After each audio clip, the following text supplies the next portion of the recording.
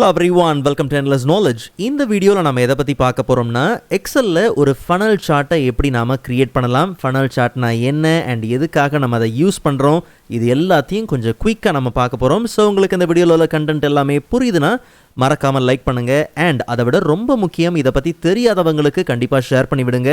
And நீங்கள் இன்னுமே சேனலை சப்ஸ்கிரைப் பண்ணாமலே பார்த்துட்டு இருக்கீங்கன்னா மறக்காமல் சப்ஸ்கிரைப் பண்ணுங்கள்.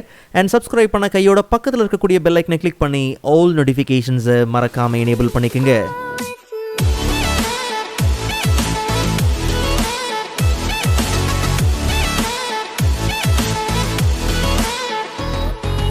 Alright, so first of all, funnel chartங்கிறது ஒரு கிராஃப்.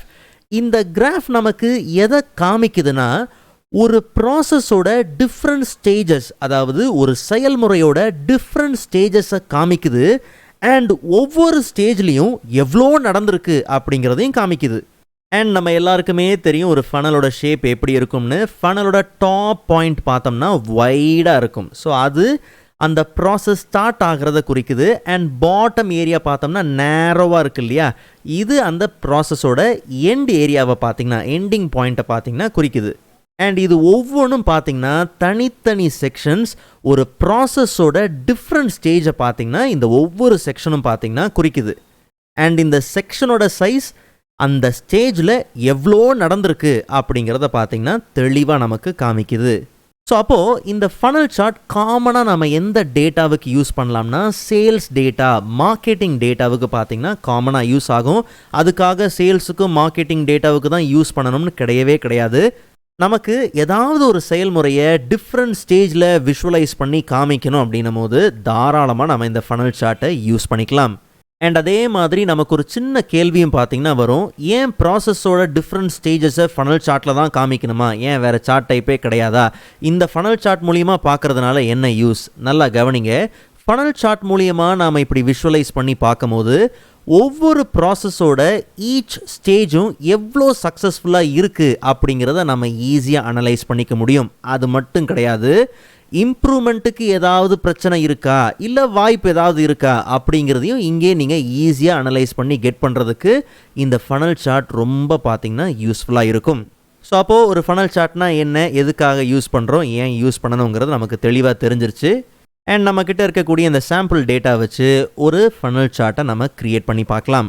அண்ட் இந்த டேட்டாவை பற்றி ரொம்ப சிம்பிளாக சொல்லணும்னா, டீமோட சேல்ஸ் பைப்லைன் கடைசி 3 மாதத்தோட டேட்டா பார்த்திங்கன்னா இதில் இருக்குது. ஓகே, இனிஷியல் லீடுங்கிறது நம்ம எல்லாருக்குமே தெரியும். ஒரு ப்ராடக்ட்டோ ஒரு சர்வீஸோ ஒரு கஸ்டமருக்கு எப்படி தெரிய வந்துச்சு, வெப்சைட் மூலிமா ஆட் மூலிமா எவ்வளோ பேருக்கு தெரிய வந்துச்சு அப்படிங்கிற அந்த நம்பர் ஆஃப் லீடு. அதில் குவாலிஃபைடு எத்தனை பேருக்கு உங்கள் ப்ராடக்ட் ப்ரெசன்டேஷன் பண்ணப்பட்டது, எத்தனை பேர் அந்த ப்ரப்போசல் அக்செப்ட் பண்ணாங்க, கடைசியில் எத்தனை பேயிங் கஸ்டமர் வந்தாங்க அப்படிங்கிறது தான். ஸோ இதுதான் இந்த பைப்லைனோட ஃபைனல் ஸ்டேஜ். ஒருவேளை இந்த வேல்யூஸ் எல்லாம் சரியான அரேஞ்ச்மெண்ட்டில், சரியான சார்ட்டிங் ஆர்டரில் இல்லைன்னா அதை கரெக்டாக என்ன பண்ணுங்கள், சார்ட் பண்ணுங்கள். ஜஸ்ட் நீங்கள் என்ன பண்ணுங்கள், லார்ஜஸ்ட் டு ஸ்மாலஸ்ட் அப்படின்னு நீங்கள் என்ன பண்ணலாம், கொடுத்து சார்ட் பண்ணிக்கலாம். இல்லை சரியான அரேஞ்ச்மெண்ட்டில் தான் இருக்குது அப்படின்னாலும் ஒன்றும் பிரச்சனை கிடையாது. இது ஒரு டேபிளாக இருக்குது, அதனால் சார்ட் ஆப்ஷன் இங்கேருந்து நீங்கள் என்ன பண்ணலாம், யூஸ் பண்ணிக்கலாம். இல்லைங்கிற பட்சத்தில் நார்மலாக ஹோம் டேப்லேயே பார்த்தோம்னா நமக்கு கடைசியில் சார்ட் அண்ட் ஃபில்டர் இருக்குது. இங்கேயும் பார்த்தீங்கன்னா சேம் செட் ஆஃப் ஆப்ஷன்ஸை நீங்கள் யூஸ் பண்ணிக்கலாம். ஸோ டேட்டாவை கம்ப்ளீட்டாக செலக்ட் பண்ணிவிட்டு இன்சர்ட் டேப்குள்ளே போனோம்னா அங்கே நமக்கு சார்ட்டோட குரூப்பில் நீங்கள் தாராளமாக ட்ராப் டவுனில் இருந்து அந்த ஃபனல் சார்ட்டை எடுத்தாலும் சரி, இல்லை டைரெக்டாக நீங்கள் ரெக்கமெண்டட் சார்ட்குள்ளே போனீங்கன்னாலும் சரி, அங்கேயே உங்களுக்கு இந்த ஃபனல் சார்ட் பார்த்தீங்கன்னா ரெக்கமெண்டடில் வந்துடும். இல்லை ஆல் சார்ட்டில் போய்ட்டும் நீங்கள் ஃபனலில் இருந்து நீங்கள் தாராளமாக இந்த ஃபனல் சார்ட்டை எடுத்து என்ன பண்ணலாம், இன்சர்ட் பண்ணிக்கலாம். ஸோ டேட்டாவில் பார்க்குறத விட இந்த மாதிரி சார்ட்டில் விஷுவலாக பார்க்கும்போது நமக்கு அனலைஸ் பண்ணுறதுக்கு ரொம்பவே பார்த்திங்கன்னா வசதியாக இருக்கும். சரி, சார்ட்டோட டைட்டில் மாற்றிடலாம். ஓகே, ஸோ கடைசி 3 மாதம் டேட்டான்னு சொன்னேன் இல்லையா, ஸோ அதனால் sales pipeline funnel for Q1 Q1 அப்படிங்கிறத மென்ஷன் பண்ணுறேன், 2023.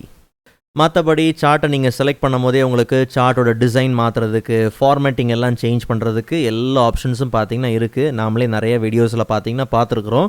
அண்ட் நீங்கள் சார்ட்டை டபுள் கிளிக் பண்ணிங்கன்னா அது எல்லாமே உங்களுக்கு ரைட் சைட்லேயும் பார்த்திங்கன்னா ஆஸ் அ ப்ராப்பர்ட்டிஸாக பார்த்திங்கன்னா வரும். நீங்கள் தாராளமாக என்ன பண்ணலாம், உங்கள் தேவைக்கு ஏற்ற மாதிரி சேஞ்ச் பண்ணிக்கலாம். ஓகே, நமக்கு இந்த கலர்ஸை மட்டும் என்ன பண்ணுறோம், சேஞ்ச் பண்ணுறோம். ஒவ்வொரு ஸ்டேஜோட ஒவ்வொரு செக்ஷனோட கலர்ஸை மட்டும், ஸோ இங்கே இருக்கிற டிஃப்ரெண்ட் கலர்ஸ்க்கு நம்ம என்ன பண்ணலாம், அதை சேஞ்ச் பண்ணிக்கலாம். ஓகே.